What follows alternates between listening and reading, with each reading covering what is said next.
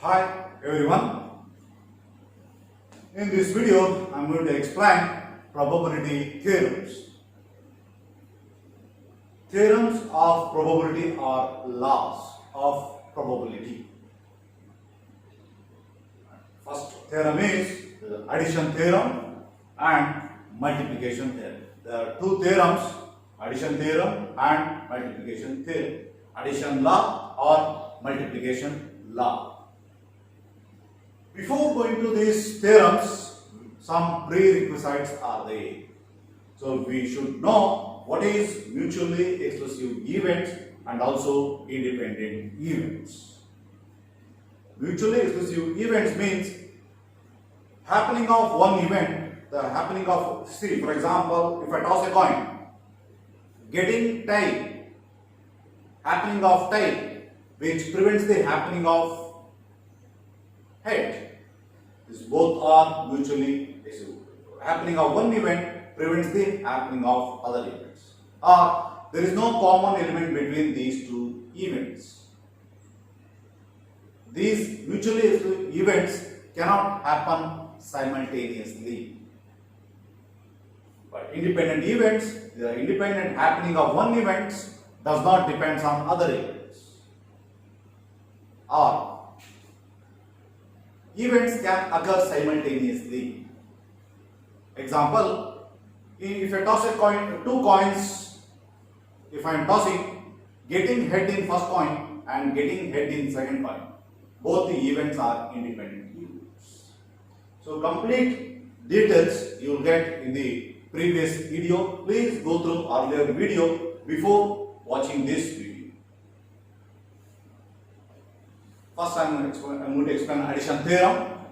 Coming to statement, if two events A and B, A is a one event, B is another event, are two mutually exclusive events or mutually disjoint events, then the probability of occurrence of either event A or B is equal to the sum of the individual probability of A and B. Here, like 2 and B are mutually exclusive events, then the probability of occurrence of either event A or B means A or B. P of A union B is equal to sum of the individual probability of event A and B. P of A union B. P of probability of A union B is equal to probability of event A and probability of event B. P of A union B is equal to P of A plus P of B. When these A and B are not mutually exclusive events, then P of A union B, this union P of A union B is equal to P of A plus P of B minus P of A intersection B. So you can observe here, when not mutually, this is a formula. If the mutually, this is a formula. If mutually means here, obviously this A intersection B becomes, if events are mutually, if A and B are mutually exclusive, we can denote it by this one. A and B are null. So then P of A intersection B will become 0. Hence, in this formula first, we are not having P of A intersection B. Obviously, when A and B are mutually exclusive events, this becomes 0. So that's why this is the formula.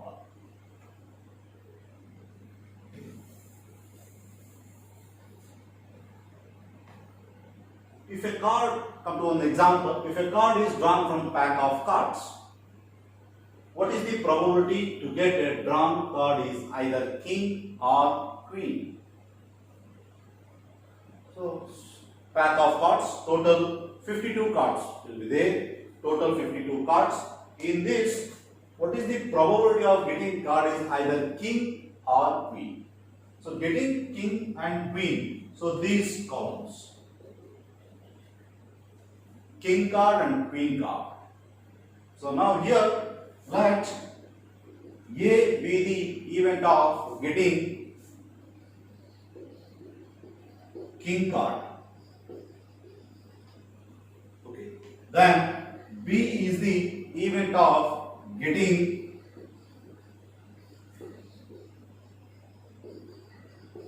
queen card. Okay. Here for this we need here king and queen. Both the events are mutually exclusive events. Here this out of queen 4 cards and king 4 cards, there is no common card. Both events are mutually disjoint events. So hence we have to use this formula. So P of A is here n of A divided by n of S plus n of B divided by n of S. N of A getting king card. This is a favorable event. So here n of S is total 52 cards. 52 cards. So here also 52 cards. N of A is getting A king card. So 4 cards. Then n of B getting queen card. How many queen cards? 4. So 4 by 52, 4 by 52, 8 by 52 is the probability of getting drawn card is either king or queen. Here getting king card and getting queen card, these two events are mutually exclusive events. There is no common element or there is no common card between these two.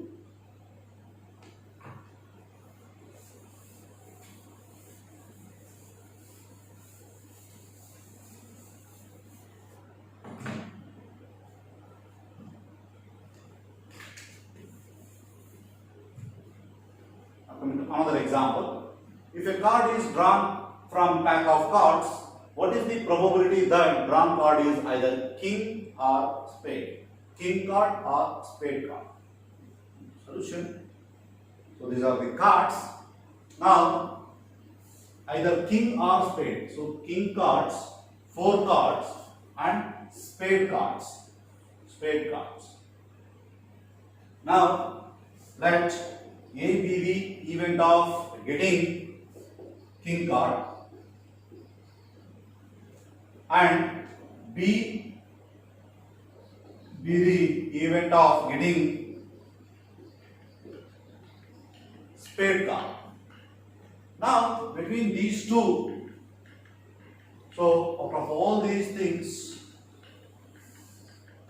13 spade cards and 4 king cards.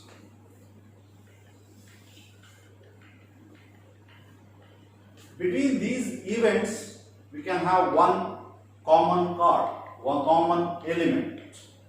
So, spade king is the common card.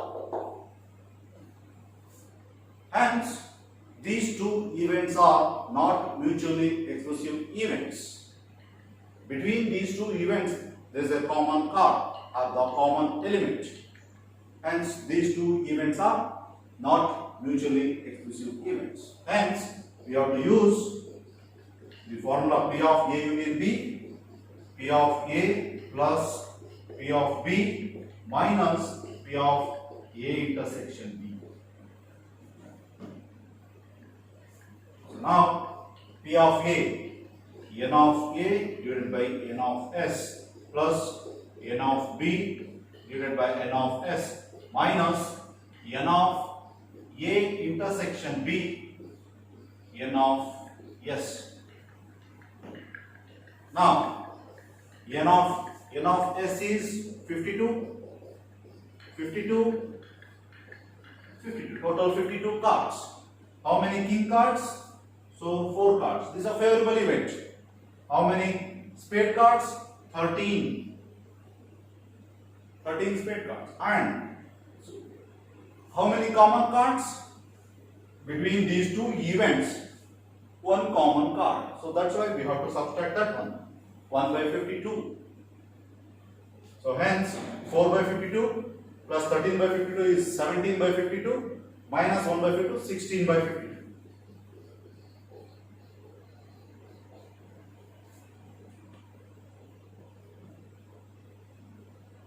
So 16 by 52 is the probability that drawn card is either king or spade.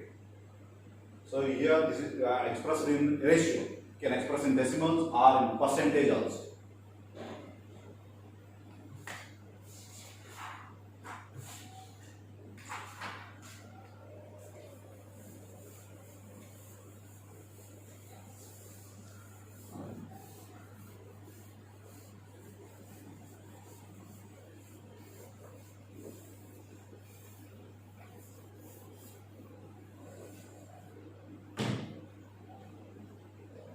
Now come to multiplication theorem.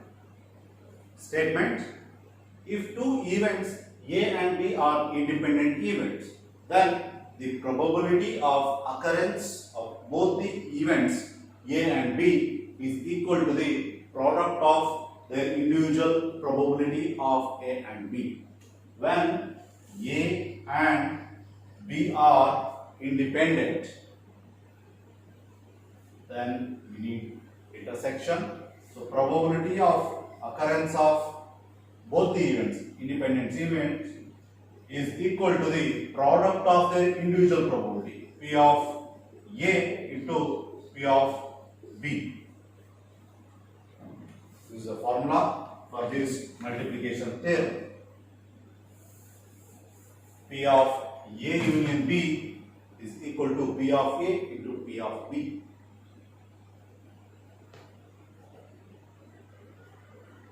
Come to example. If two coins are tossed, what is the probability of getting head in first coin and head in second coin?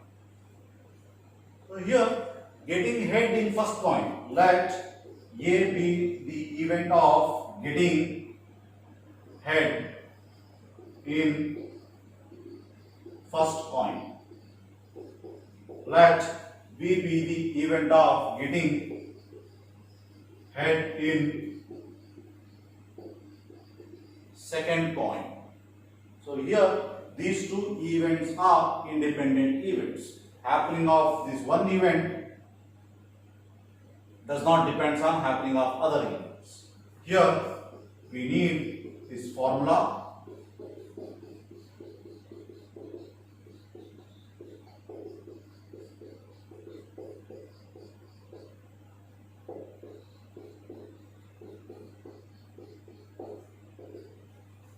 So here sample space is head in first coin. In first coin we can have two outcomes. In the second coin we can have two outcomes, head or tail. N of A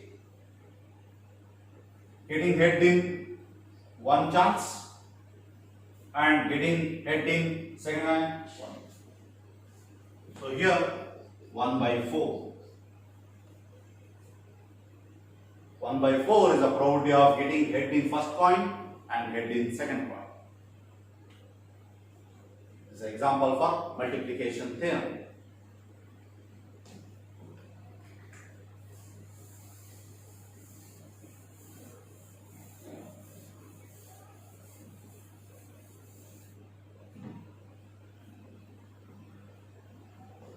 One more example. For two independent events A and B, what is the value of P of B for known value of P of A, and P of A is 0.4 and P of A intersection B is 0.12.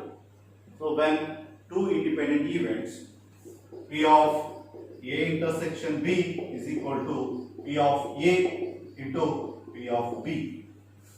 So for known value of P of A is 0.4 and P of A intersection is 0.12. P of B.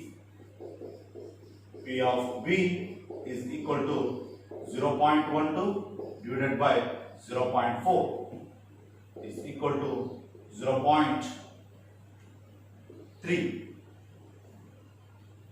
0.3 is the value of P of B. when A and B are independent events.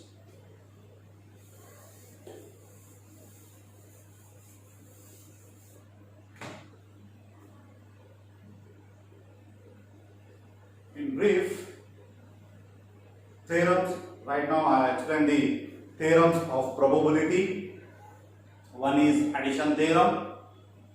So in this addition theorem, when the events are mutually exclusive events, we need P of A is equal to P of A union B is equal to P of A plus P of B.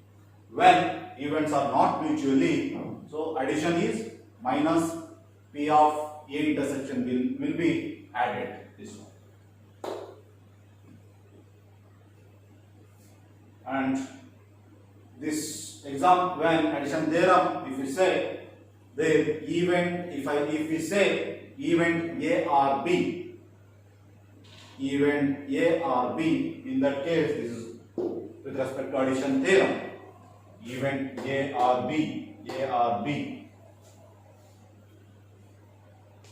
come to multiplication theorem, when independent events, when the events are independent, then we need P of A intersection B is equal to P of A into P of B. Now, in this multiplication, events, if I say events A and B, then this is multiplication theorem. You can observe the difference between addition theorem and multiplication theorem. So, in addition theorem, event A or B, either A or B, but in multiplication theorem, event A and B. If we see A or B, A union B. A and B means A intersection B.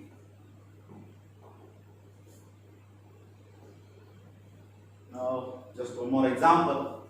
What is the probability of getting two heads in tossing of a 3 coins? 3 coins and getting 2 heads. What is the probability of getting 2 heads? So here 3 coins, we can say this is first coin, second coin, third coin. 3 coins. So in first coin, we may get head or tail. We may get head or tail. In the second coin, we may get head or tail.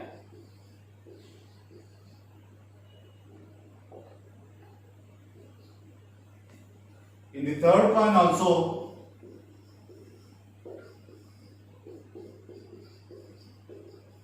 we may get head or tail.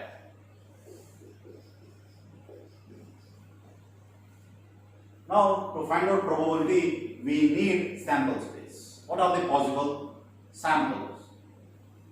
Possible outcomes. So, H, we may get H, T, H, T, H, H, T, T, T, H, H,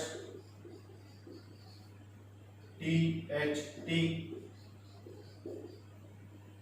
T, T, H, T, T, T. So total 8 possible events. Exhaustive events are 8. So this is a sample space. So in this, getting 2 heads, exactly 2 heads here. This one case, 2 heads, that's all. So here we will take 3 heads. We are not asking at least 2 heads, just getting exactly 2 heads. 2 heads, 2 heads, that's all. So favorable events are 3 and exhaustive events are 8. So 3 by 8 is the probability of getting 2 heads in tossing of a 3 coins. In general, if I say if there are only 1 coin, the sample space is 2 to the power of 1. If 2 coins, what will be the sample space? 2 to the power of 2, 4 sample space. for four exhaustive events. If three coins are there, 2 to the power of 3, 8 exhaustive events. If 4 coins are there, 2 to the power of 4 is 16 exhaustive cases. So in general, if I write 2 to the power of n, n is the number of coins. If n is 1, 2 to the power of 1. 2 our results, 2 exhaustive cases. If n is 2, 2 coins, 2 to the power of 2 is 4 outcomes, 4 exhaustive events. 2 to the power of 3, so n is 3, 8, so 8, we got 8. 3 coins, exhaustive case is 8, like that. So in general, 2 to the power of n, and n is the number of coins. 2 to the power of n is the exhaustive cases.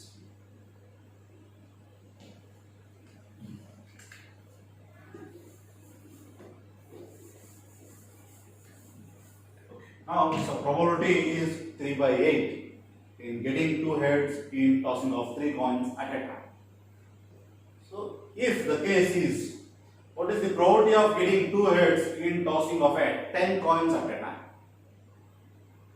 10 coins means 2 to the power of 10 is 1024, or here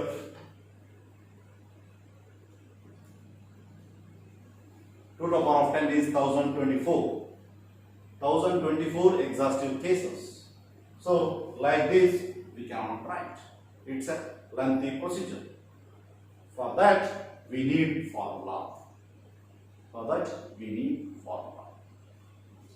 Alternative to this example, in a biographic study, a new hybrid of tomato, the 10 seeds were sown. Find the probability of the following. G1, 3 seeds germinate. G2, no seed germinate.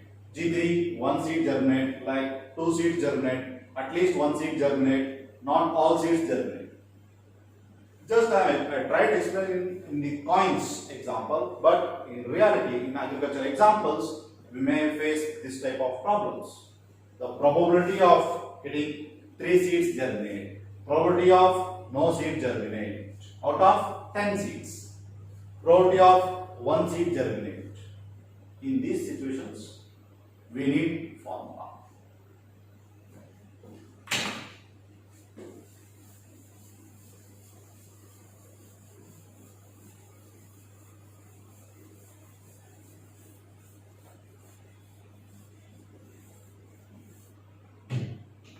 So from those formulas, we will get from these probability distributions.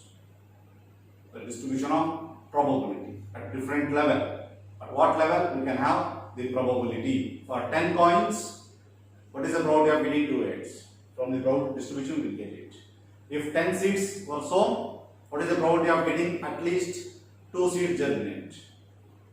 Using formulas from the probability distributions. This probability distribution I will explain in the next video.